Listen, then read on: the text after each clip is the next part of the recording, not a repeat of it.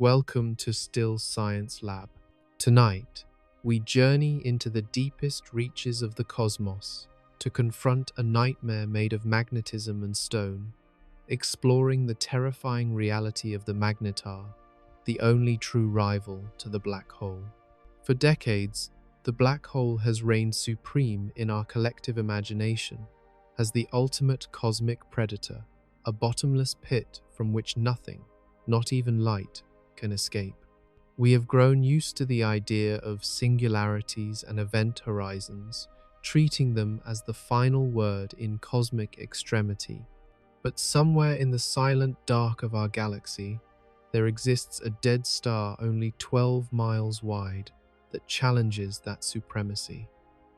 It is an entity that does not need an event horizon to destroy you. It does not need to swallow you to erase your existence. From thousands of miles away, its invisible influence can reach out and rewrite the very laws of your biology.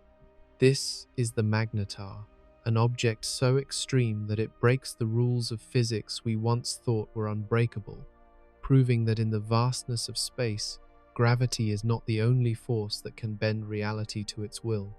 To understand the Magnetar, we must first abandon our terrestrial sense of scale and power. On Earth, we are familiar with magnets that hold notes to a refrigerator, or needle-thin magnets that guide a compass toward the north. These are gentle forces, barely perceptible to the human body. Even the most powerful MRI machines in our hospitals, which can pull metal objects across a room, operate within a range of power that the universe considers negligible. The Magnetar exists on a scale that renders these human achievements invisible. We are talking about a magnetic field so intense that it is effectively a localized rupture in the fabric of the universe. If you were to approach a Magnetar, the magnetic pressure would not just pull at the iron in your blood, it would begin to distort the very shape of the atoms that compose your cells. This is a world where the invisible becomes the ultimate weapon, a place where a dead star exerts more influence on its surroundings than a billion living suns. The deception of the Magnetar lies in its size. It is a city-sized sphere, a tiny dot on the map of a galaxy that spans 100,000 light-years. Yet, within that 12-mile diameter is packed the mass of nearly 500,000 Earths.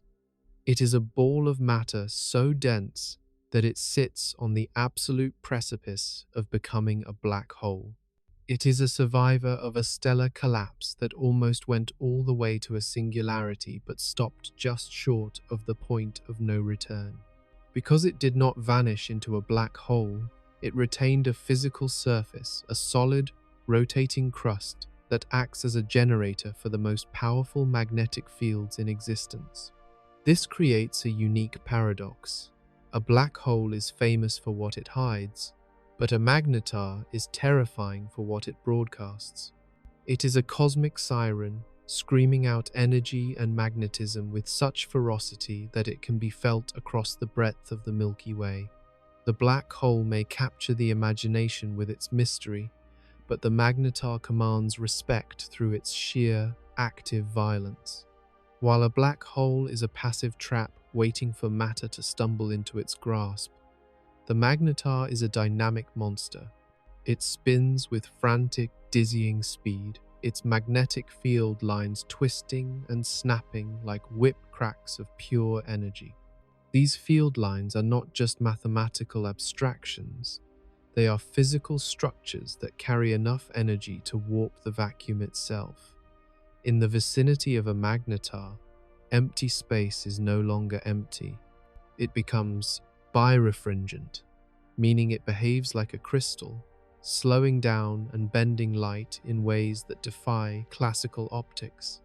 The vacuum becomes a physical obstacle, a testament to the fact that the Magnetar's power is so great it influences the very stage upon which the universe performs. Tonight, we establish the theme of this rivalry, If the black hole is the king of gravity, then the magnetar is the god of electromagnetism. We often assume that gravity is the strongest force in the macro universe, the one that dictates the movements of galaxies and the deaths of stars. But at the scales we are discussing, the electromagnetic force of a magnetar can easily overpower gravity.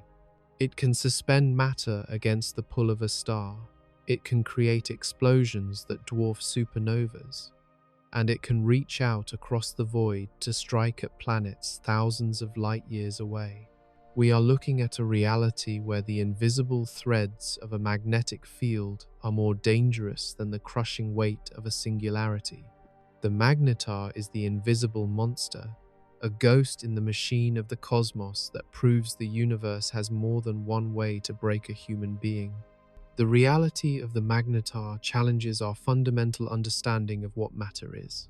We are used to atoms being spherical, stable building blocks of life. We are used to the idea that the space between us is a neutral void. But the magnetar destroys these certainties. It represents a limit state of the universe, a place where the density of energy is so high that the standard model of physics begins to stutter. To study a magnetar is to look at the code of the universe being pushed to its breaking point. It is a rival to the black hole because it occupies the same extreme territory of the cosmic map, providing a different but equally lethal answer to the question of what happens when a star dies a violent death. As we move deeper into this exploration, we must confront the fragility of our own existence. We live in a quiet, magnetically shielded pocket of the universe, protected by the Earth's modest magnetic field. The existence of magnetars reminds us that this piece is an anomaly. We are surrounded by monsters that we cannot see, entities that could, with a single flare, disrupt the technological foundation of our civilization or strip the protective layers from our atmosphere. The magnetar is not just a scientific curiosity. It is a reminder that reality is a fragile thing, held together by a balance of forces that can be tilted by a 12-mile-wide ball of neutrons. It is a silent witness to the raw power of nature, a creature of the dark that rivals the black hole in its capacity for destruction and its defiance of our intuition. This is the beginning of our descent into the magnetic abyss. We will see how these monsters are born from the fires of dying stars, how they create starquakes that release more energy in a tenth of a second than our sun will produce in its entire 10 billion year lifetime, and how they might even be signaling to us from across the void. The magnetar is the ultimate test of our resilience and our curiosity. It is a world where the invisible becomes visible, where the small becomes the most powerful, and where the rules of the game are rewritten in the language of 100 trillion Gauss. The black hole may be the dark destination of the universe, but the magnetar is its most violent inhabitant. It is a city of neutrons, a temple of magnetism, and an invisible monster that watches us from the shadows of the galaxy. Tonight, we look into the eyes of the rival. We peel back the layers of light and gravity to find the magnetic pulse at the heart of the void. We begin our investigation into an object that proves once and for all that the most terrifying things in the universe are often the ones we cannot see until it is far too late. The creation of a magnetar is a process of refined violence, a cosmic filtration system that selects only the most extreme circumstances to produce the universe's most powerful magnetic engine. To understand how such a monster is born, we must first look at the death of a titan. Stars are not eternal. They are massive balances of power, a constant war between the outward pressure of nuclear fusion and the inward crush of gravity. For millions of years, A star between 8 and 20 times the mass of our Sun maintains this equilibrium, burning through its hydrogen, then helium, and eventually forging heavier elements in its core. But this process has a terminal point. When the star begins to forge iron, the energy equation collapses. Iron fusion consumes more energy than it produces, and in a heartbeat, the outward pressure vanishes. Gravity, having waited for eons, finally wins. The collapse that follows is one of the most rapid and catastrophic events in nature.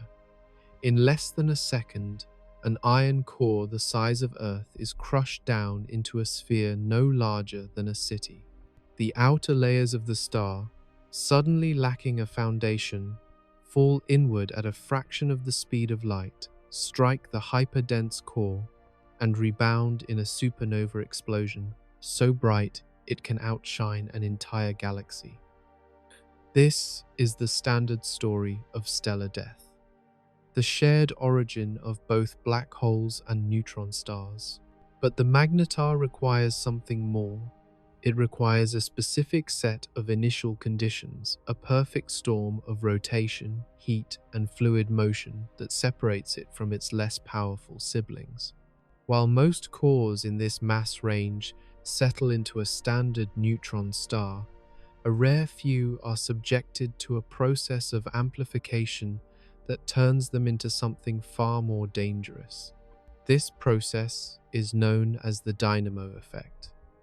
Imagine the collapsing core of the star as it shrinks from thousands of miles across to just 12. Due to the conservation of angular momentum, the same physical law that makes a spinning figure skater move faster when they pull in their arms, the core's rotation accelerates to a dizzying degree. A newborn neutron star can spin hundreds of times per second. However, speed alone is not enough to create a magnetar. Within this collapsing, spinning ball of nuclear matter, there is a chaotic dance of convection. The interior of the star is a boiling, turbulent sea of protons and electrons, heated to billions of degrees. As this superheated plasma rises and falls, it interacts with the frantic rotation of the star. If the conditions are exactly right, if the star is spinning fast enough and the internal convection is violent enough, these motions begin to twist and stretch the existing magnetic field lines. In a standard neutron star, the magnetic field is simply the original field of the parent star, compressed into a smaller area. But in a magnetar, the dynamo effect acts like a massive cosmic amplifier. The turbulent internal motions wrap the magnetic field lines around the star's axis, over and over, building up a reservoir of magnetic energy that is tens of thousands of times more intense than that of a normal neutron star. It is a process of self-reinforcement, where the star's own kinetic energy is converted into pure magnetic power. Within about 10 seconds of the star's birth, the magnetic field is locked in, reaching strengths that defy human comprehension. This birth is a moment of intense transition. The magnetar is born in a state of absolute instability. Its magnetic field is not just an external feature. It is woven into the very fabric of the star's crust and interior. The field lines are under such immense tension that they physically distort the star's shape, pulling and pushing against the crust. While a normal neutron star is one of the most perfectly spherical objects in the universe, a newborn magnetar is a warped, stressed, and volatile sphere. It is a ball of matter that is being strangled by its own invisible force. This internal tension is what sets the stage for the flares and quakes that will define the rest of its short, violent life. We must consider the rarity of this event. Only about 10% of supernova explosions result in the birth of a magnetar. The sweet spot for their creation is incredibly narrow. If the parent star is too heavy, It bypasses the Magnetar phase entirely and vanishes into the dark silence of a black hole. If the star is too light or rotates too slowly, it becomes a pulsar, a highly magnetic star, but one that lacks the reality-bending power of a magnetar. The magnetar is the result of a precise cosmic accident, a moment where the variables of mass and motion aligned to create a masterpiece of electromagnetic fury. It is the universe's way of showing that even within the predictable cycle of stellar death, there are outliers that break every convention. The physical state of this newborn object is almost impossible to visualize. We are talking about a world where gravity is so strong that the mountains on its surface are only a few millimeters high. Yet these tiny ridges are held in place by a crust of iron atoms crushed together so tightly they no longer resemble matter as we know it. Beneath this crust lies a superfluid of neutrons, a substance that flows with zero friction and possesses the density of an atomic nucleus. The magnetar is essentially a giant nucleus the size of a city, spinning at the speed of a kitchen blender, wrapped in a magnetic field that could strip the data from a hard drive at the distance of the moon. It is a concentrated essence of power, a byproduct of a collapse that stopped just short of total non-existence. In those first few seconds after the supernova, as the dust and gas are blown away into the void, the magnetar stands alone. It is no longer a star in the traditional sense. It is a remnant, a ghost of the Titan that came before. But unlike a ghost, it is not a fading memory. It is a hyperactive generator, screaming into the vacuum. The energy bound up in its magnetic field is so vast that it begins to influence the space around it immediately. The birth of a magnetar is not just the end of a star. It is the beginning of a localized reign of terror. It is the moment when a 12-mile sphere claims its territory in the galaxy, declaring its presence through pulses of radiation that can be detected from across the cosmic ocean. This violent birth sets the magnetar on a collision course with the rest of the universe. Because it possesses so much internal energy, it cannot remain stable for long. Every moment of its existence is a struggle to contain the magnetic pressure that is trying to burst out from its core. The dynamo effect has created a monster that is too powerful for its own body to hold. It is this fundamental tension between the solid crust and the liquid magnetic field that leads to the most spectacular and deadly phenomena we have ever observed in deep space. The magnetar is born into a state of war with itself, a war that will eventually destroy it, but not before it has left its mark on the history of the cosmos. Reflecting on this, we see that the magnetar is a bridge between the familiar and the impossible. It shares the origin of every other star, yet it reaches a destination that is unique. It is the ultimate expression of what happens when the energy of a massive star is compressed into the smallest possible space without being extinguished. It is the rival of the black hole because it represents the maximum amount of energy and matter that can still exist in our physical reality before the laws of physics give up and create a singularity. The birth of a magnetar is the universe's most extreme experiment in electromagnetism, a flash of creative violence that leaves behind a relic of pure, unadulterated power. As the supernova fades, the newborn magnetar begins its rotation, its magnetic field reaching out into the blackness like invisible claws. It is a silent, spinning terror, a city of neutrons that has traded its light for a power that is far more subtle and far more lethal. The violent birth is over, but the reality of the magnetar is only just beginning. It stands as a testament to the fact that even in death, a star can find a way to become something far more formidable than it ever was in life.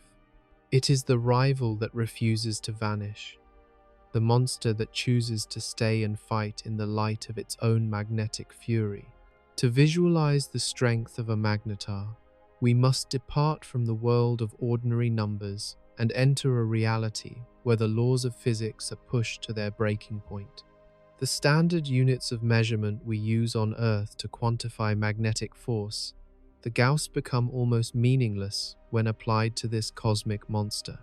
To put it in perspective, the Earth's magnetic field, the very shield that protects us from solar winds and guides migratory birds across oceans, measures roughly half a Gauss. A common refrigerator magnet exerts about 100 Gauss. Even the most sophisticated MRI machines in our most advanced medical facilities operate at around 30,000 to 60,000 Gauss. A magnetar, however, possesses a magnetic field of 100 trillion Gauss. This is not just a difference in degree, it is a fundamental shift in the nature of reality. It is a scale so vast that the human mind cannot truly process it, like comparing a gentle summer breeze to the concentrated fury of a supernova. The magnetic force of a magnetar is not merely a physical phenomenon, it is an invasive presence that can warp the universe to its will. Consider a terrifying thought experiment. If a magnetar were to suddenly appear at a distance of about 200,000 kilometers from Earth, exactly halfway between us and the Moon, the consequences would not just be catastrophic, they would be supernatural. Instantly, this field would sweep across our planet like an invisible ghost. At that distance, every piece of data on every credit card, every computer hard drive, and every magnetic storage device on the planet would be wiped clean in a microsecond. Our entire digital civilization would collapse into a silent heap of useless circuits. But that would only be the beginning of the nightmare.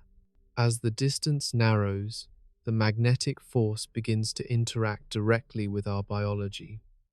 Human beings are not traditionally magnetic, but we are composed of sensitive elements. The iron in your hemoglobin, responsible for carrying life-giving oxygen through your veins, would begin to feel the pull of the magnetar from thousands of miles away.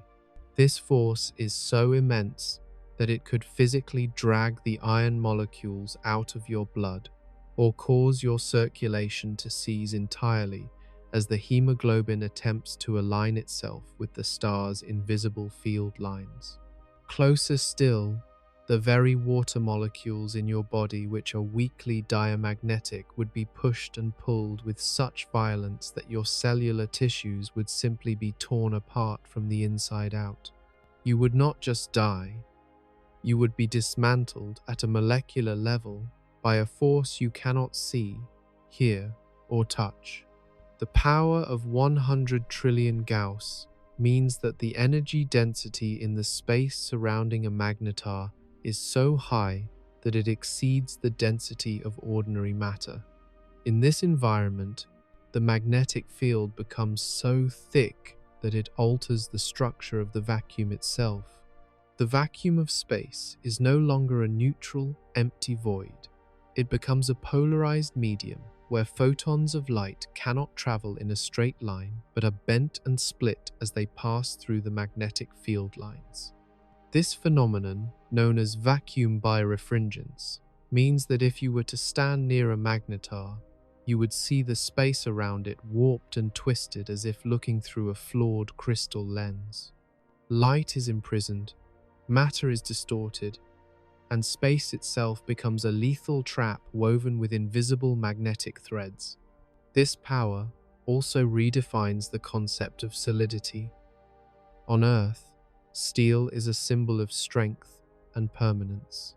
But within the reach of a magnetar, the crystalline structure of steel would be squeezed and stretched by the magnetic pressure until it loses all structural integrity, turning into a liquid-like sludge of subatomic particles.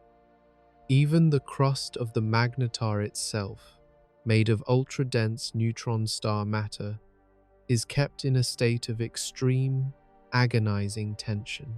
The magnetic field threads through this crust, locking particles into place and exerting a pressure that dwarfs any force we know. When these magnetic field lines twist due to the star's rotation, they drag the crust along with them, building up energy until the iron-hard surface, miles thick, snaps like an eggshell. The energy released from even the smallest of these fractures possesses more destructive power than the world's entire nuclear arsenal multiplied by billions. It is a type of power that does not allow for the existence of anything other than itself. If a standard magnet attracts a piece of iron, a magnetar attracts the very framework of reality. Its field is so strong that it can freeze electrons into incredibly narrow, needle-like orbits, preventing normal chemical reactions from occurring. This is why the magnetar is the true rival of the black hole. While a black hole uses gravity to crush matter into a singularity, the magnetar uses electromagnetism to suffocate the space around it. It does not need to swallow you to destroy you. It simply needs to exist in the same region of space as you. Its power is a declaration of the total dominance of energy over matter. Imagine a force that could lift an entire mountain range through its invisible presence alone. A magnetar does this on a stellar scale. The magnetic field does not just sit outside the star. It originates from deep within, where currents of superconducting protons and neutrons move with frantic, frictionless energy. It is a perpetual motion generator of the most violent kind, converting the kinetic energy of the star's rotation into pure magnetic potential. Every field line that erupts from the surface of a magnetar carries with it a torrent of heat and radiation, turning the surrounding space into a furnace of high-energy particles. Any stray atom or grain of dust that enters this zone is accelerated to near the speed of light, producing intense bursts of X-rays and gamma rays that can scour the atmosphere of a planet from light years away. The strength of 100 trillion Gauss represents the ultimate limit of electromagnetic physics. Beyond this threshold, the magnetic field can actually begin to collapse under its own energy weight. The magnetar exists on that razor-thin edge, an entity that represents the most extreme state the universe can create without surrendering to the gravity of a black hole. It is a test of the durability of matter and a testament to the fact that our universe is governed by forces on a scale that defies any human attempt at control or protection. When we look at these numbers, we are not just studying astronomy. We are staring into the raw, unadulterated power of nature, a power that could erase our existence with a single magnetic heartbeat from across the vast abyss of space. In the silence of the cosmos, the magnetar spins with that invisible but brutal strength. It serves as a reminder that we live in a realm of giants, and that the shields we have created for ourselves, our own planet's magnetic field, our thin atmosphere, are but fragile veils before this magnetic storm. The magnetar is not just a dead star, it is a concentration of magnetic will, an entity whose power explains why the universe is such a dangerous and magnificent place. 100 trillion Gauss is more than a number. It is the boundary between life and death, the place where atoms must surrender and space must bow before the might of the black hole's greatest rival. As we venture closer to a magnetar, the very concept of matter, as we understand it, begins to dissolve. In our everyday experience, atoms are the stable, spherical building blocks of reality. They consist of a central nucleus surrounded by a cloud of electrons, creating the structural integrity for everything from the stars above to the air we breathe. This spherical symmetry is the foundation of all chemistry, allowing atoms to bond, share electrons, and build the complex molecules required for life. But under the staggering magnetic pressure of a magnetar, this fundamental geometry is crushed. The magnetic field here is not just an external force acting upon matter. It is an invasive power that penetrates the very heart of atomic structure, overriding the electromagnetic forces that usually hold an atom together. In this realm, traditional chemistry does not merely fail, it ceases to exist, replaced by a brutal new order of magnetic dominance. The magnetic pressure near a magnetar is so intense that it far exceeds the electrostatic forces holding electrons in their shells. As a result, atoms that were once perfect spheres are squeezed and stretched into long, thin cylinders. This is not a subtle change. Under the influence of 100 trillion Gauss, an atom's electron cloud is compressed into a needle-like shape, aligned perfectly with the magnetic field lines. The diameter of a hydrogen atom, for instance, might shrink to less than 1% of its normal size, while its length is pulled taut.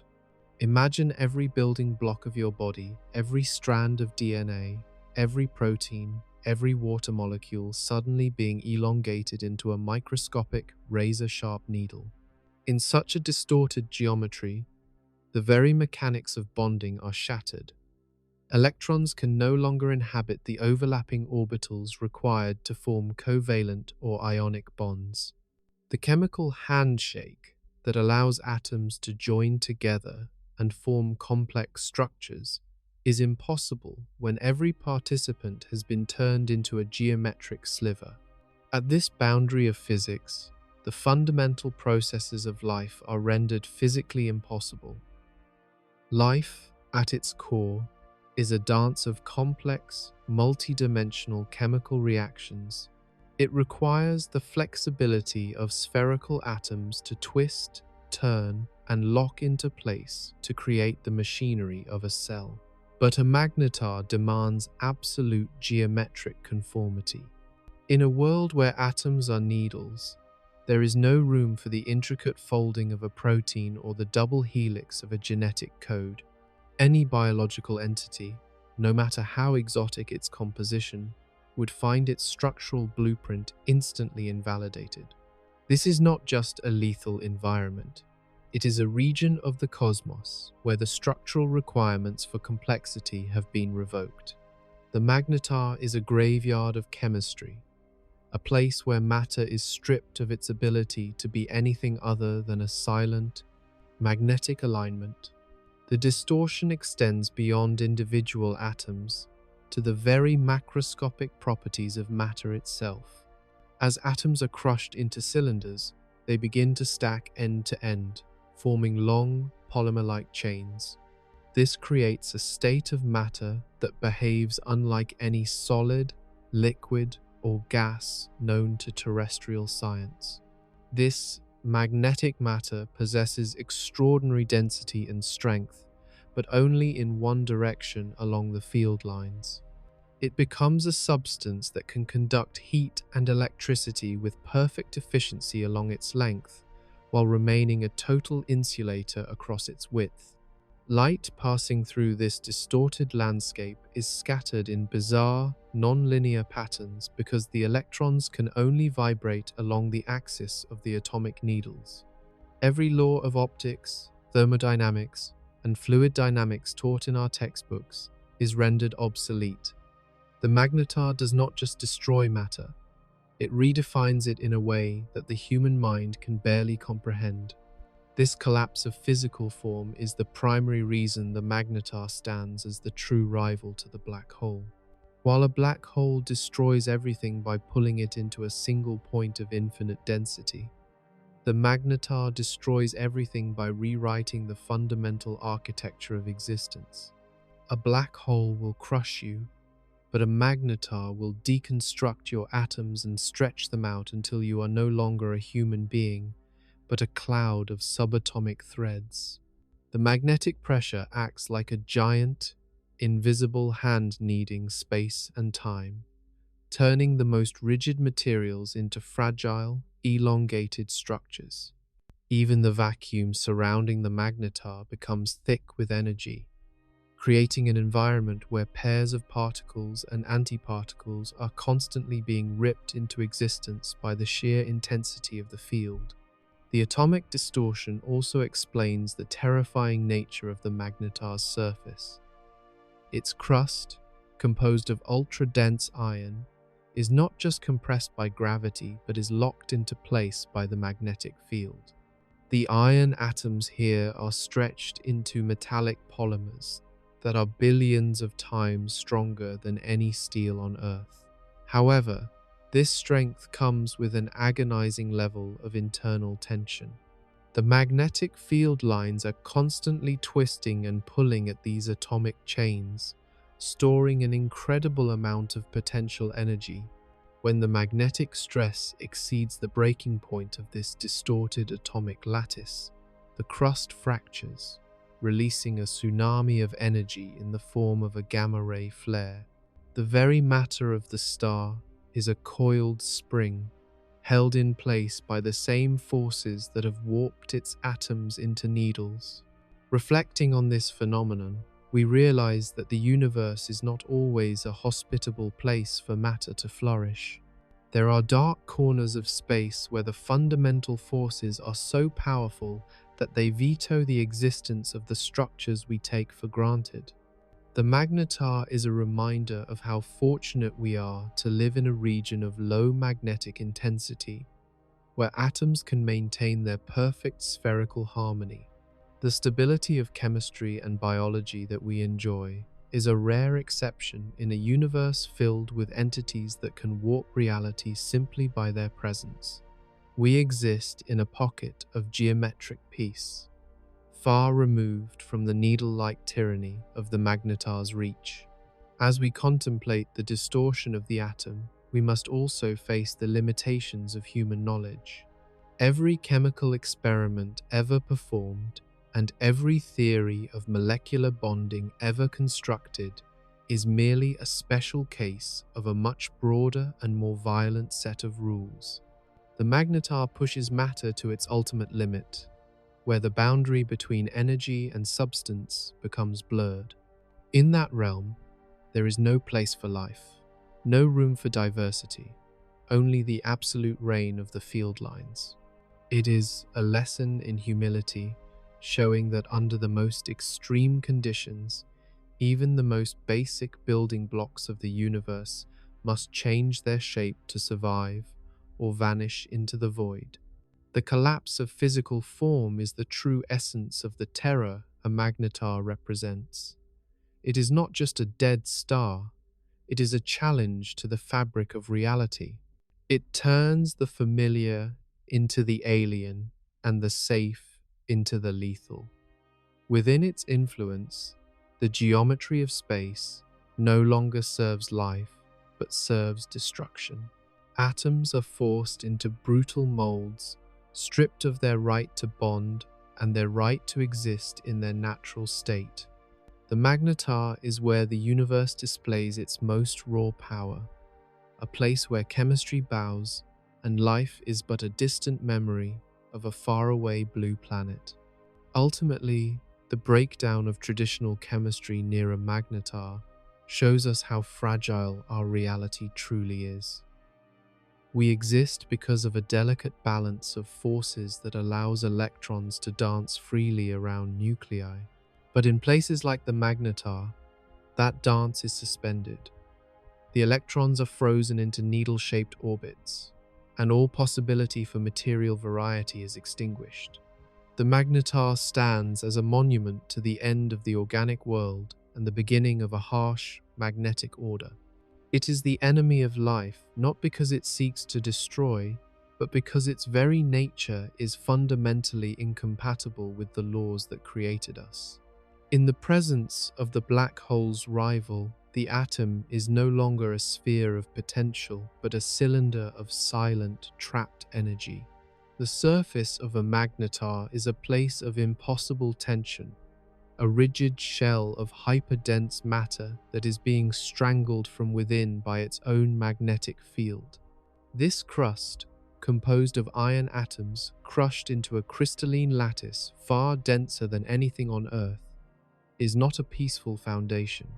It is the skin of a monster, and it is constantly being pulled and twisted by magnetic forces that dwarf the gravity holding the star together. Because a magnetar's magnetic field is not static, it moves, wins, and decays over time. It exerts a physical torque on the solid crust. This creates a state of perpetual, agonizing tectonic stress. While the tectonic plates on Earth move over millions of years to trigger earthquakes, the crust of a magnetar is subjected to these forces on a scale of seconds.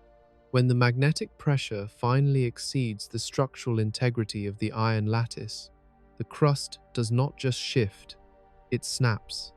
This is the phenomenon known as a starquake, an event of such profound violence that it redefines our understanding of energy. To understand the scale of a starquake, one must first appreciate the density of the medium. A magnetar's crust is billions of times stronger than steel, yet it is under such immense strain that it remains on the verge of failure.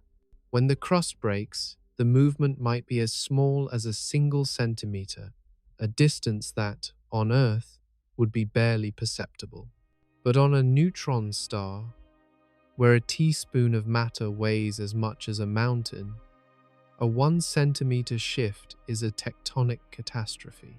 This tiny fracture releases the pent-up magnetic energy stored within the star's interior, triggering a massive reconfiguration of the magnetic field lines.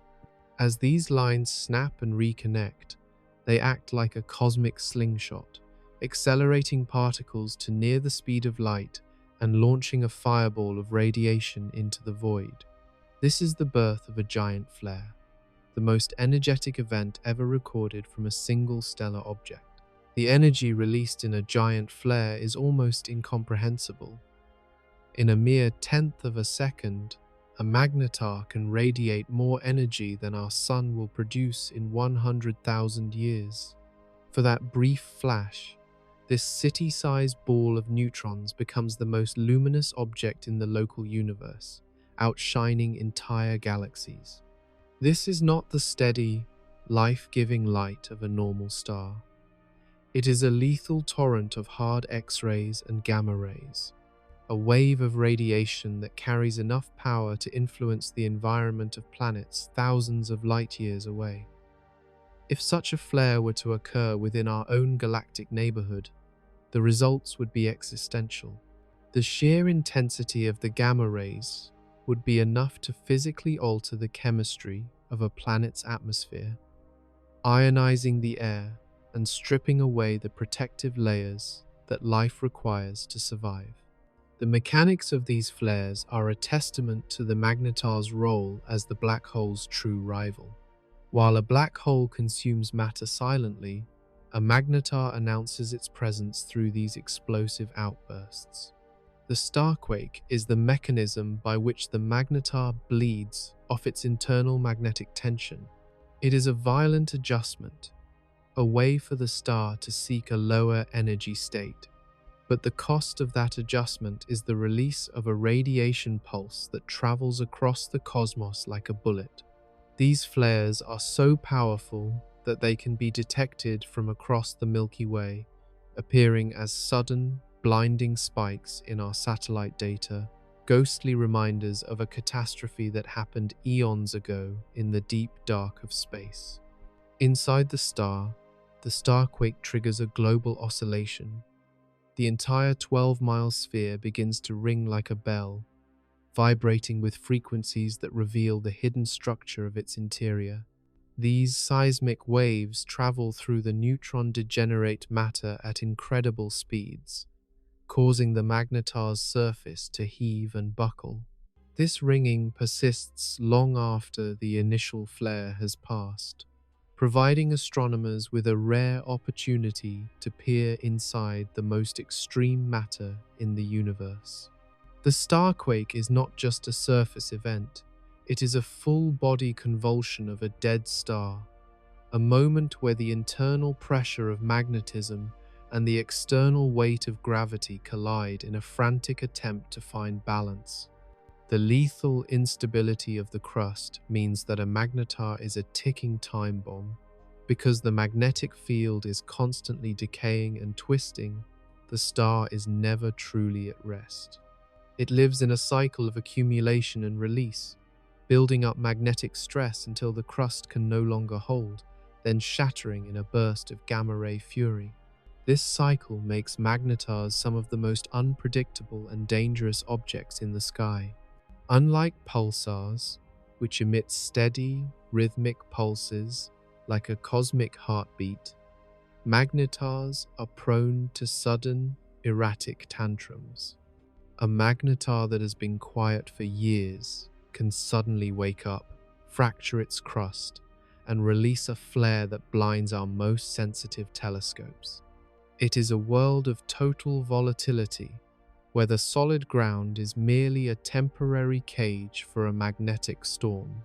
The 2004 event, originating from a magnetar known as SGR 1806-20, remains the most stark example of this power. Located 50,000 light-years away on the far side of our galaxy, this magnetar underwent a starquake that released a giant flare. Even at that immense distance, half the width of the entire galaxy, the radiation was so intense that it physically hit Earth's atmosphere. It saturated the detectors of several satellites, effectively blinding them, and caused the Earth's ionosphere to contract. This was a flare from a source so distant that the light had been traveling since the dawn of human civilization, yet it still possessed enough energy to disturb the air we breathe.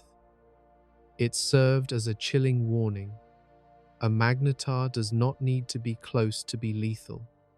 Its reach is as long as its energy is vast. Reflecting on the starquake, we see the true nature of the magnetar's crust. It is a battlefield where the forces of the universe are locked in a stalemate. The gravity of the neutron star wants to keep everything crushed into a perfect, smooth sphere, while the magnetic field wants to twist, bulge, and erupt. The crust is the thin, fragile line caught in the middle. When the crust breaks, we are witnessing the failure of matter itself to contain the energy of a magnetar. It is a moment where the dead star proves it is anything but dormant, exerting a power that makes the fusion of living stars look like a flickering candle. The starquake is the voice of the magnetar, a scream of radiation that tells the universe that gravity has met its match. This instability is the fundamental reason why magnetars have such short lives compared to other celestial bodies. Every starquake, every flare, and every burst of radiation is a loss of internal energy. The magnetar is burning through its magnetic reservoir at a frantic pace, literally tearing itself apart to release the pressure. Within 10,000 years, a blink of an eye, in cosmic time, the magnetar will have exhausted enough of its magnetic energy that the starquakes will stop, the flares will fade, and the star will become a quiet, cold husk. But during that brief, violent window of its youth, the magnetar is a king of chaos. It is a reality-bending entity that uses its own body as a weapon, proving that even a city-sized star can dominate the night sky through the sheer force of its instability. As we look out at the stars, we must remember that the quiet beauty of the night sky hides these engines of destruction. Somewhere in the dark, a magnetar's crust is reaching its breaking point. The magnetic lines are winding tighter and tighter. The iron lattice is groaning under the strain, and a centimeter-long crack is preparing to release a flood of energy that will outshine the Sunday. The Starquake is the ultimate expression of the Magnetar's reality, a world where the solid is fluid, where the small is catastrophic, and where the invisible force of magnetism can shatter the strongest matter in the universe. It is the final proof that the Magnetar is the only true rival to the black hole, a master of energy that refuses to be contained. The power of a Magnetar is not contained by the vacuum of space. It is a force that projects its lethality across the staggering reaches of the galactic void. To understand the true scale of this threat, we must look back to a specific moment in history that changed our perspective on cosmic vulnerability forever. On the 27th of December, 2004, a wave of high-energy radiation struck the Earth's atmosphere with a force that baffled scientists across the globe. This was not a solar flare from our own sun, nor was it a local phenomenon. The source was a magnetar known as SGR 1806-20, located on the far side of the Milky Way galaxy, approximately 50,000 light-years away. To grasp that distance, consider that the light from this star had been traveling since the time when Neanderthals still roamed the Earth. Yet, when that light finally arrived, it possessed enough residual energy to physically alter the upper layers of our atmosphere. It was a cosmic wake-up call, a reminder that the reach of a magnetar is as terrifying as its internal strength.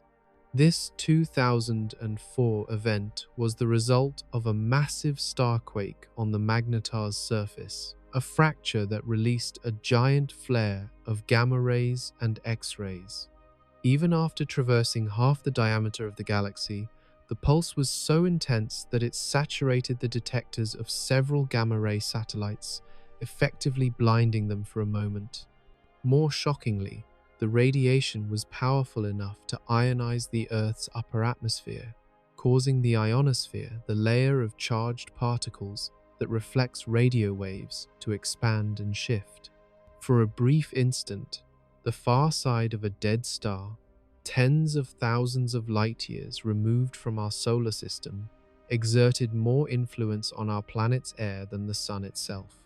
This was a flare from a source so distant it was practically on the other side of the cosmic ocean, yet it reached out and touched us.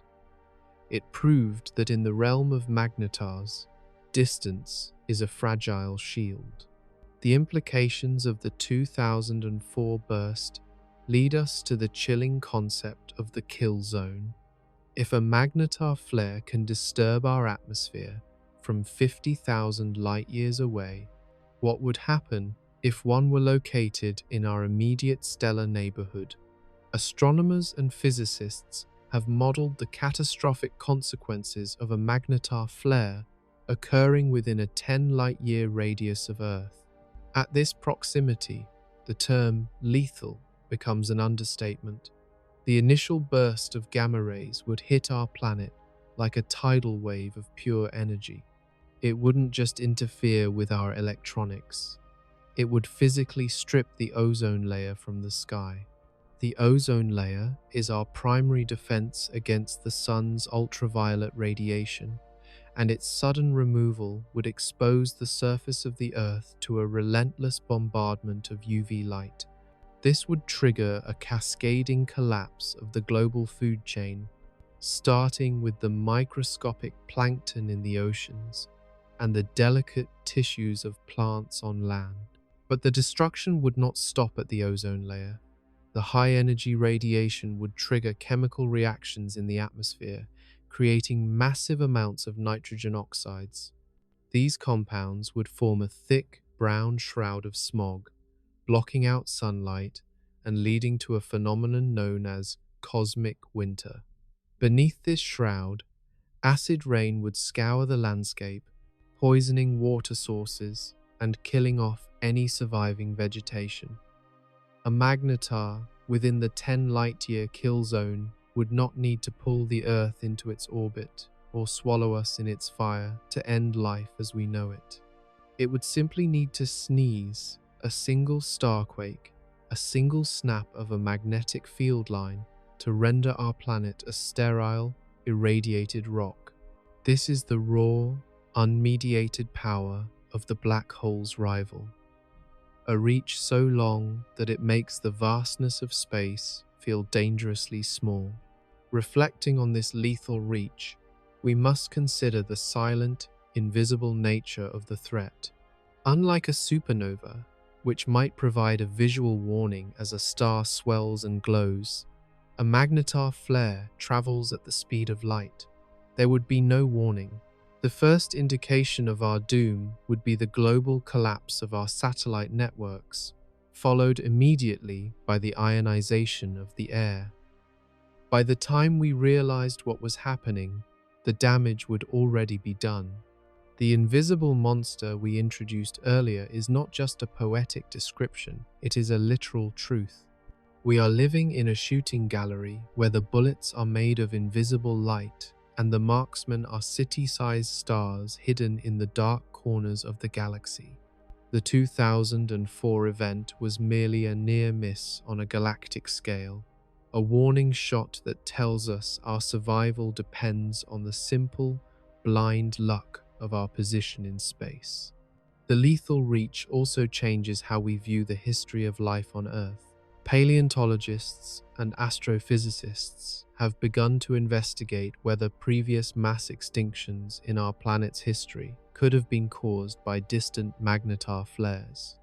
While most extinctions are attributed to volcanic activity or asteroid impacts, the sudden, inexplicable loss of ozone or a spike in atmospheric radiation could be the fingerprint of a magnetar that passed too close to our solar system millions of years ago.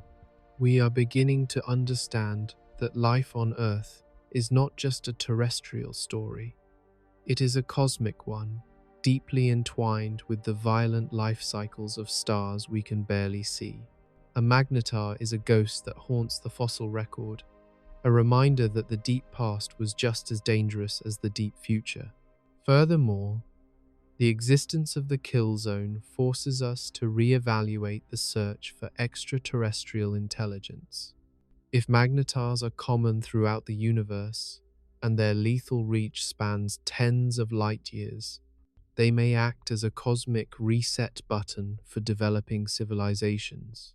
A planet might spend billions of years evolving complex life, only to have it wiped out in a fraction of a second by a starquake on a neighboring magnetar. This could explain why we haven't heard from other civilizations. Perhaps the universe is a more hazardous place than we realized, and the great filter that prevents civilizations from advancing is not a social or technological failure, but a purely physical one. The magnetar, in its erratic and explosive fury, could be the silent executioner of entire worlds across the cosmos. The 2004 event from SGR 1806-20 remains a cornerstone of modern astrophysics because it quantified the impossible. It gave us a metric for the magnetar's power. It showed us that a 12-mile sphere can influence a planet with a surface area of 500 million square kilometers from a distance of 500 quadrillion kilometers. It is a ratio of influence that defies intuition. It teaches us that the universe is not a series of isolated objects, but a web of interconnected forces where an event in one corner of the galaxy can have profound physical consequences in another. We are not safe because we are far away. We are safe because, for the moment, the magnetars in our neighborhood are quiet. As we look up at the night sky, the stars no longer seem like distant, harmless points of light. They are potential sources of a radiation that could end our story without a moment's notice. The magnetar is the ultimate rival to the black hole because its influence is not localized. A black hole is a trap you must fall into. A magnetar is a weapon that can find you where you stand. The 2004 flare was a glimpse into a level of violence that makes the most powerful nuclear weapons ever built look like flickering matches. It was the universe showing off its raw power, demonstrating that even a dead star can command the heavens with a lethal, invisible reach. This realization brings a sense of humility to our study of the cosmos. We are small, fragile beings living on a thin crust of rock, protected by a delicate layer of air. We are held in place by gravity, but we are at the mercy of electromagnetism. The magnetar is the enforcer of this reality, a sentinel of the extreme that stands watch over the galaxy. Its lethal reach is the boundary of our safety, the invisible line that separates a flourishing civilization from a mass extinction. Tonight, as we reflect on SGR 1806-20 and the 2004 event, we recognize that the Milky Way is not just our home. It is a landscape filled with hidden dangers, where the most terrifying monsters are the ones whose power can cross the void to touch us in the dark. To understand the magnetar as the black hole's true rival, we must travel beneath its glowing, lethal exterior and explore the physical substance of the star itself. We are entering a realm where the very definition of matter is pushed to its breaking point, a place where the familiar laws of chemistry and physics are crushed under a weight that defies the human imagination. A magnetar is not a ball of gas or a burning fire.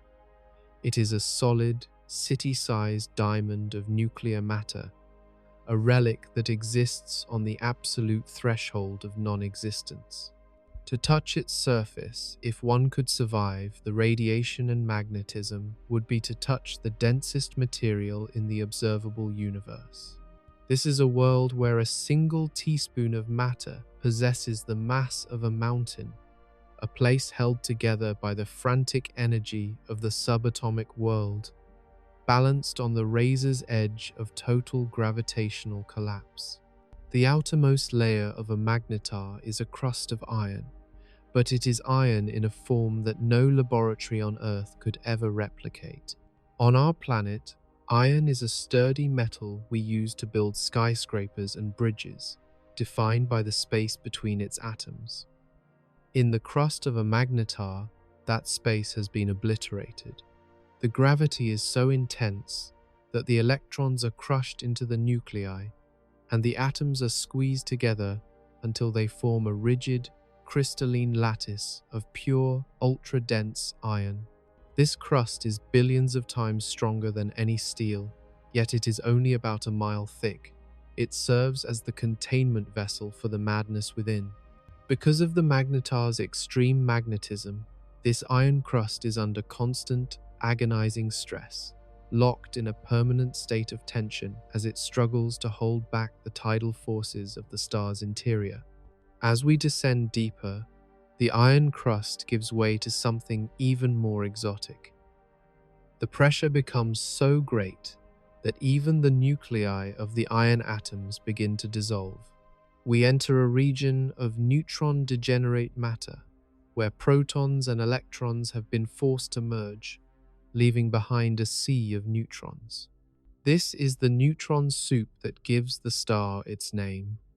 In this layer, the matter is no longer composed of distinct atoms. It is a fluid of subatomic particles packed so tightly that they touch one another. It is a superfluid, meaning it flows with zero friction and possesses perfect thermal conductivity. Heat and energy move through this interior with terrifying efficiency, allowing the magnetar to react as a single, unified entity to any change in its environment. The density of this neutron soup is the ultimate expression of the mountain in a teaspoon analogy. If you were to take a small sample of this material, the gravitational pull of that tiny amount would be enough to kill you instantly. The matter is so compact that the empty space, which makes up 99% of a normal atom, has been squeezed out entirely. What remains is pure nuclear density, the same density found inside the nucleus of an atom, but expanded to the size of a mountain range. This is the final state of matter before it becomes a black hole. If the magnetar were just a fraction heavier, the pressure of the neutrons would fail, and the entire structure would vanish into a singularity. The magnetar exists because it has found the exact limit of how much matter can be crammed into a physical space while still remaining part of our three-dimensional reality. Deep within the core, the physics becomes even more speculative and haunting. Some theorists believe that at the very center of a magnetar, the neutrons themselves break apart into their constituent quarks, creating a quark-gluon plasma. This would be a return to the conditions of the universe just microseconds after the Big Bang, a state of matter so hot and so dense that the fundamental forces of nature merge. In this core, the magnetic field is not just an external feature. It is woven into the superfluid itself. The field lines are anchored in the core, twisting and winding as the star rotates, creating a reservoir of energy that powers the magnetar's outbursts. The core is the heart of the monster, a place of perfect stillness and infinite pressure, where the secrets of the early universe are locked away behind a mile of iron and a wall of radiation. The structural integrity of this iron and neutron world is what allows the magnetar to be a rival to the black hole. While a black hole is a hole in the fabric of space, a magnetar is a solid object that can be measured and mapped. It has a geography. It has mountains, though they are only millimeters high due to the crushing gravity, and it has oceans of liquid neutrons. It is a physical place, yet it operates under rules that seem to belong to a different universe. The sheer density of the star means that time itself behaves differently on its surface. Due to general relativity, time flows more slowly near a magnetar than it does on Earth. If you could watch a clock on the star's surface from a safe distance, you would see it ticking significantly slower, a testament to the fact that the star's mass is warping the very fabric of space-time. This extreme state of matter also creates a unique relationship with light and energy. The crust is so dense that it is perfectly reflective to almost all forms of radiation, yet it is also a source of intense heat. The star glows with a temperature of millions of degrees, but this heat is trapped beneath the iron shell, leaking out only through the magnetic poles or during the violent starquakes we have discussed. The internal structure is a pressure cooker of cosmic proportions. The neutron soup is constantly churning, driven by the star's frantic rotation and the decay of its magnetic field. This internal motion is what maintains the dynamo, the engine that generates the trillions of Gauss we see on the outside. Without this specific arrangement of iron and neutrons, the magnetar would just be another cold, dead ember in the dark. Reflecting on the internal world of the magnetar, we realize that it is a monument to the resilience of matter. It is the universe's way of fighting back against the total erasure of a black hole. The neutrons push back against gravity with a force called degeneracy pressure, a quantum mechanical effect that prevents particles from occupying the same space. It is this microscopic rebellion that keeps the star from collapsing. The magnetar is a 1-2 mile wide protest against the void, a solid, screaming proof that matter can survive even the most catastrophic conditions. It is a world of iron and neutrons that refuses to give up its identity, even when the weight of 1,000 suns is trying to crush it out of existence. As we look at the magnetar as a rival to the black hole, we see that its power comes from its substance. A black hole is powerful because of what it isn't: a lack of matter, an absence of space. A magnetar is powerful because of what it is: the most concentrated form of stuff that the universe allows to exist. It is a world where the microscopic becomes macroscopic, where the laws of the nucleus become the laws of the star. To understand the magnetar is to understand that matter is not just the passive material of our lives. It is a reservoir of incredible strength that, when pushed to its limit, can create an object so dense and so magnetic that it dominates the space for light years around. The fragile bridge of technology we use to study these objects is our only way to peer into this world of iron and neutrons. We use X-ray telescopes and gamma-ray detectors to map the surface and listen to the vibrations of the core, but we can never go there.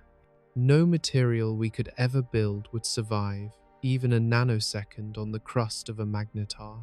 We are observers of a realm that is fundamentally alien to us, a world where the very atoms we are made of would be crushed into soup. The magnetar stands as a silent witness to the extremes of the universe, a city of neutrons that reminds us of the incredible density and power hidden within the heart of every atom. It is the ultimate laboratory for the extreme, a place where the brink of total collapse is the only way to stay alive. In the grand timeline of the universe, where stars like our sun burn for billions of years, and even the most massive giants survive for millions, the magnetar is a fleeting, tragic ghost. It is a cosmic titan that lives fast and dies hard, a fast burner whose life cycle is measured not in eons, but in the mere blink of a human civilization's eye. While its power is unmatched, the very essence of its strength, that colossal, reality-bending magnetic field, is also the engine of its destruction. A magnetar is caught in a self-destructive paradox. The more energy it radiates, the faster it consumes itself. Within about 10,000 years, a period of time shorter than the history of human agriculture, the magnetar's reign of terror ends. It fades from a violent, screaming master of electromagnetism into a cold, silent, and invisible husk drifting through the graveyard of the galaxy. The mechanism behind this rapid decline is a process known as magnetic spin-down. To understand this, we must visualize the magnetar as a massive, city-sized spinning top. When it is born, it rotates hundreds of times per second, possessed of an incredible amount of kinetic energy. However, its magnetic field is so intense that it acts as a physical brake against the surrounding vacuum. As the star spins, its magnetic field lines sweep through space, creating a torrent of electromagnetic radiation. This radiation carries away momentum, pushing against the star's rotation and causing it to slow down with every passing second. In the world of physics, you cannot create such a powerful influence without paying a price in energy. The magnetar is effectively being strangled by its own invisible arms, its rotation decelerating until it reaches a point where it can no longer sustain the dynamic activity that makes it unique. This spin down is not a gentle process. It is a violent, exhausting labor. As the star slows, the magnetic field lines that were once tightly wound and vibrant begin to decay and straighten out. The internal dynamo, the boiling motion of neutrons and protons that amplified the field during the star's birth, begins to lose its vigor. The magnetar is like a battery that is being drained at an unsustainable rate.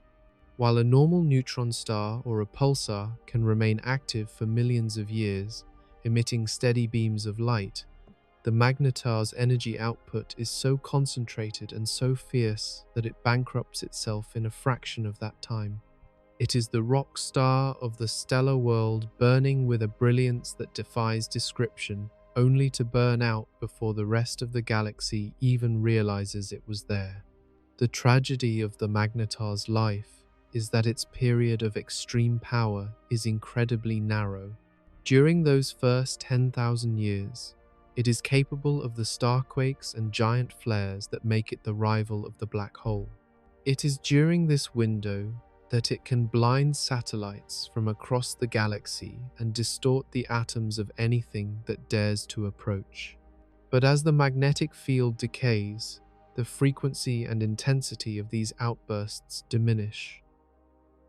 The crust, once under such immense tension that it snapped every few years, settles into a grim, frozen stability. The flares become weaker, the X-ray emissions fade, and the star's temperature begins to drop. The monster is losing its teeth, becoming a relic of its former self long before the supernova remnants that birthed it have even dissipated into the interstellar medium. We must consider what remains after the magnetic engine dies.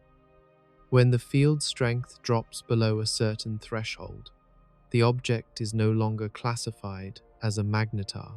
It becomes a dead neutron star, a dark, ultra-dense sphere of iron and neutrons that emits no light, no radiation, and no magnetic signal. These silent husks are scattered throughout the Milky Way, invisible to our telescopes.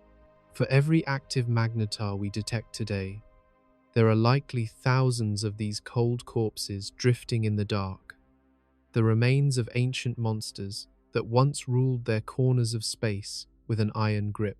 They are the silent witnesses to a violent past, objects that still possess the density to crush a mountain into a teaspoon, but no longer have the energy to tell the universe they exist. This fleeting lifespan provides a profound perspective on the nature of cosmic power.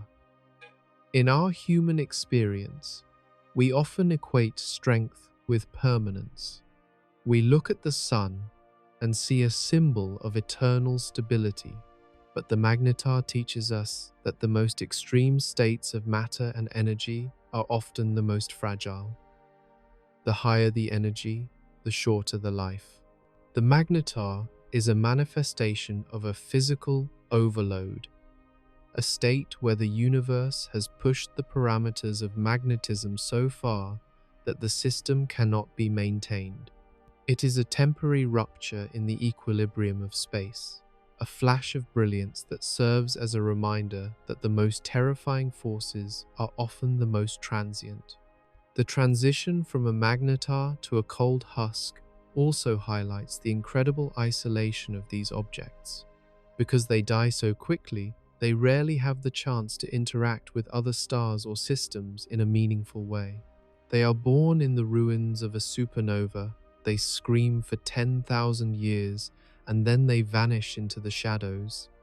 We are only able to study them because we happen to be looking at the right time. If human civilization had developed 100,000 years earlier or later, the active magnetars we see today would be gone, and a different set would have taken their place.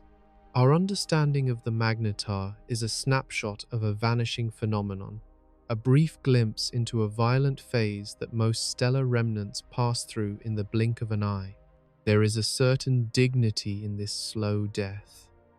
The magnetar does not explode or collapse further, it simply settles into a state of ultimate rest. The neutron soup in its core stops churning, the magnetic field lines stop twisting, and the star becomes a singular, motionless monument to the laws of density. It is no longer a rival to the black hole because it no longer competes for the universe's attention. It has accepted the gravity that was always trying to claim it, remaining as a city-sized anchor in the void. This end state is the fate of all great things in the cosmos, an eventual surrender to the cooling of the universe and the exhaustion of energy. As we reflect on the spin down, we realize that the magnetar's life is a story of debt. It borrowed its energy from the collapse of a massive star, and it spends that debt with reckless abandon.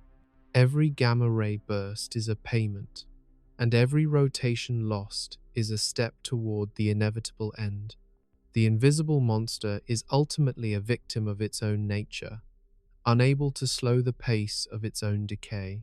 It is a powerful reminder that even in the vastness of space, there is no such thing as a free lunch.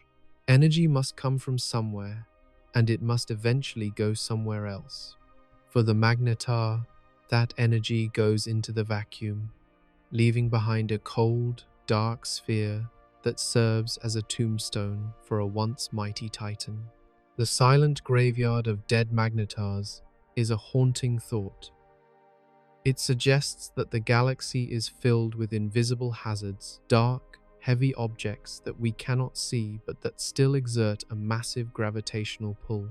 These are the ghosts of the black hole's rivals, the spent shells of the most powerful magnets ever created. They remind us that the universe is not just what we see in our telescopes, but a collection of what has been. Every dark patch of sky could hold the remains of a star that once shattered the atoms of its neighbors. The slow death is the final chapter in the Magnetar's journey, a transition from a state of impossible action to a state of eternal silence. In the end, the Magnetar's brevity is part of its mystery.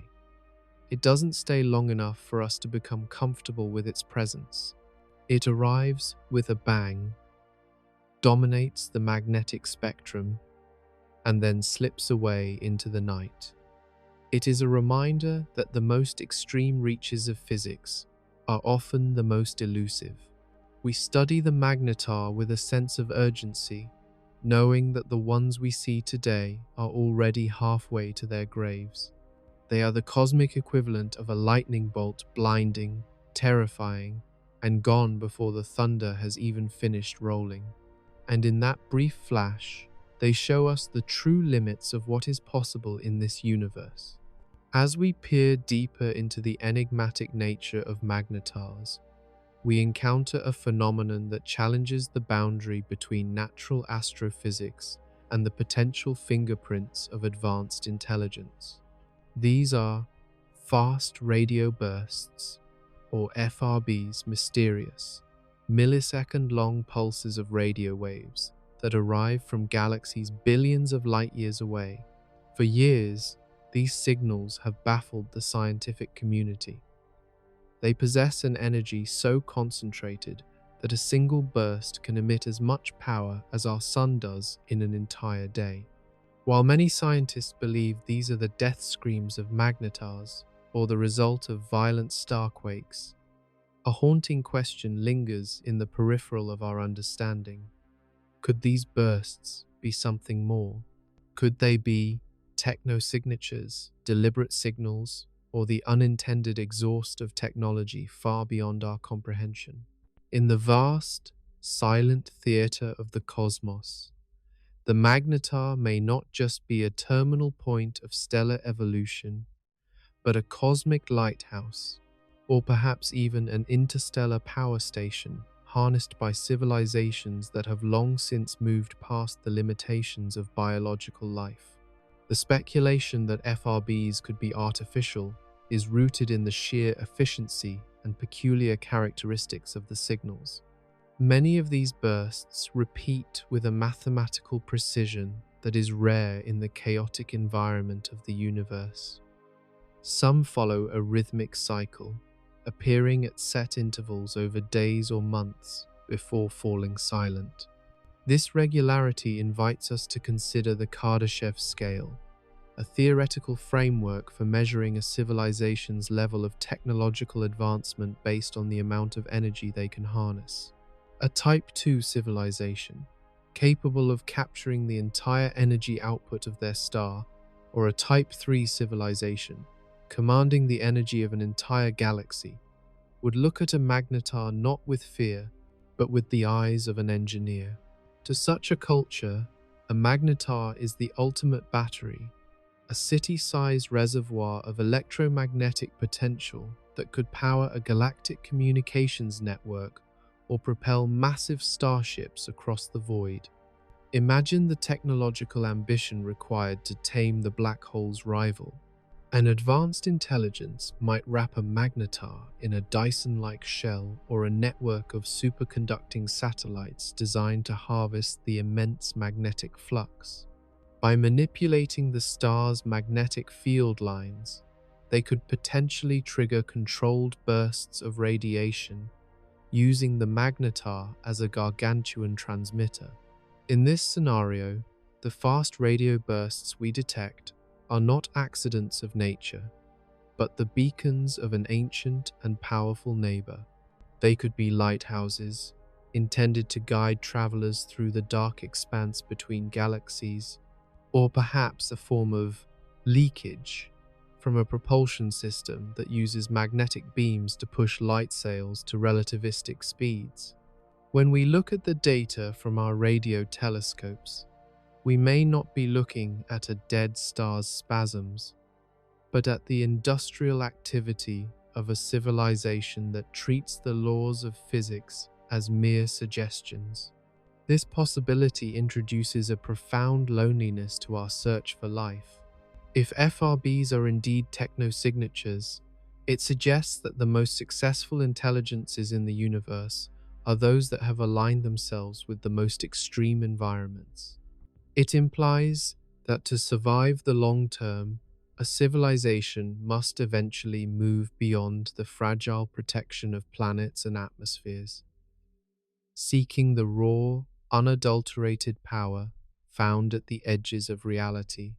The Magnetar, with its lethal radiation and crushing gravity, would be the ideal site for such an endeavor. It is a place of total purity, free from the messy interference of biological ecosystems. For a post-biological or machine intelligence, the Magnetar's environment is not hostile. It is an abundant source of the very energy that sustains their consciousness. The signals we perceive as terrifying explosions of gamma rays and radio waves might be the heartbeat of a digital empire spanning across the clusters of galaxies. However, the haunting reality of this theory is the silence that follows the signals. If these are lighthouses or power stations, they are often located so far away that the civilization that built them may have vanished eons before the signal reached our telescopes. We are essentially staring at the ruins of a galactic infrastructure, a series of ancient monuments still functioning in the void long after their creators have succumbed to the entropy of time. Each fast radio burst is a ghost of a past that we can barely imagine. This elevates the Magnetar from a mere scientific curiosity to a symbol of cosmic ambition and eventual loss. It forces us to reconcile the idea that the universe might be filled with the machinery of dead gods still pulsing with energy, waiting for someone to decode the meaning behind the noise. The search for patterns in these bursts is the ultimate detective work. Scientists analyze the polarization, the frequency drift, and the timing of each pulse, looking for any deviation from what natural physics can explain. While most evidence currently points toward a natural origin, the snapping of magnetic field lines during a starquake, the alien hypothesis remains a necessary frontier of thought. It serves as a reminder that our understanding of what is natural is limited by our own technological level. 100 years ago, we would have found the concept of a radio wave itself to be magical. 1,000 years from now, we may look at magnetars and see them as clearly as we see a steam engine today. The line between the work of a star and the work of an intelligence is defined only by the sophistication of the observer. Reflecting on these beacons, we must also consider the risk of such a discovery. If we were to confirm that a magnetar was being used as a power station, it would permanently alter our sense of place in the universe. We would no longer be the masters of our own destiny, but the primitive inhabitants of a galaxy that has already been claimed and utilized by powers far greater than ourselves. The Magnetar, in its majestic and lethal isolation, would become a monument to our own insignificance. It would be a reminder that while we struggle to survive on a single planet, others may have harnessed the very forces that we find most terrifying. This realization is both a warning and a source of wonder, a sign that the potential of intelligence is as vast as the magnetic fields themselves. Ultimately, the mystery of fast radio bursts and their connection to magnetars remains one of the greatest what-ifs in modern astronomy. Whether they are the result of a collapsing magnetic field or the intentional signals of an alien race, they serve to deepen the enigma of the Magnetar. They are the voices of the dark, calling out from the deep past and the far reaches of space. As we listen to these pulses, we are participating in a grand dialogue with the universe, trying to distinguish between the music of the spheres and the echoes of an advanced civilization. The Magnetar stands at the center of this mystery, a city-sized engine of power that may hold the key to understanding whether we are truly alone in the dark. The universe does not give up its secrets easily. It hides its most profound truths in the most extreme places, protected by radiation and vacuum. But our curiosity is relentless. We continue to build larger telescopes and more sensitive detectors, reaching out to capture these fleeting milliseconds of light. We do this because we know that the answer, whatever it may be, will redefine our understanding of existence. If the Magnetar is a natural monster, it shows us the limits of matter. If it is an alien beacon, it shows us the limitless potential of the mind. In either case, the black hole's rival remains the most compelling object in the sky, a silent witness to the possibilities of a reality that is far stranger than we ever dared to dream. Tonight, as the signals from distant magnetars wash over the Earth, we are reminded of the fragile bridge of our own technology. We are listening to the giants of the cosmos with the tools of children, but every burst we record and every pattern we analyze brings us one step closer to the truth. Whether it is the sound of a star breaking or a civilization communicating, the Magnetar ensures that the night sky will never be truly silent. It is a guardian of the unknown, a rival to the black hole that demands our attention and challenges our place in the cosmic hierarchy. We continue to watch, and we continue to listen, waiting for the day when the invisible monster finally speaks a language we can understand. As we reach the conclusion of our journey into the magnetic abyss, we are forced to reconcile the terrifying reality of the Magnetar with our own quiet existence. We have traversed a landscape where atoms are crushed into needles, where the crust of a star rings like a bell of iron, and where invisible flares can reach across the void to strike at the air we breathe. This 2-mile-wide titan stands as the only true rival to the black hole because it represents the ultimate limit of what matter can endure. While the black hole is a destination of no return, a dark exit from the physical world, the Magnetar is the absolute maximum of the world we can still touch and measure. It is the peak of cosmic intensity, a state of being where energy and substance are so tightly coiled that they threaten to snap the very fabric of spacetime. Yet, it remains a solid object, a silent witness to the raw power that governs the architecture of the heavens. To study the Magnetar is to engage in a profound act of scientific humility. We do not observe these monsters with the intention of ever reaching them. There is no technology we can imagine, no material we can forge, that would allow us to set foot upon that iron crust or navigate those trillion Gauss field lines. To approach a magnetar is to accept total molecular dissolution. It is to be rewritten into the language of magnetism before you even realize you are gone. Therefore, the magnetar serves as a permanent boundary for human ambition. It is a reminder that the universe contains regions that are fundamentally not for us. In a culture that often believes every frontier can be conquered and every resource can be harvested, the magnetar stands as a majestic no. It is a sanctuary of pure physics, a place where the laws of nature operate with a brutality that excludes the possibility of biological life. This realization brings us back to the sapphire jewel of our own world. The hostility of the magnetar serves as a mirror, reflecting the incredible, miraculous rarity of the magnetic peace we enjoy on Earth. We often take our planet's magnetic field for granted, viewing it as a simple utility for navigation or a passive shield against solar winds. But after seeing what magnetism can do when pushed to its extreme, we see our own field for what it truly is: a gentle, life-sustaining grace. We live in a pocket of the universe where the forces of electromagnetism are tuned to the perfect frequency for complexity, for chemistry, and for consciousness. The Earth is not just a rock in space.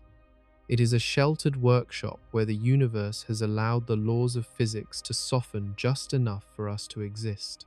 The rivalry between the black hole and the magnetar is, in many ways, a struggle for the soul of the cosmos.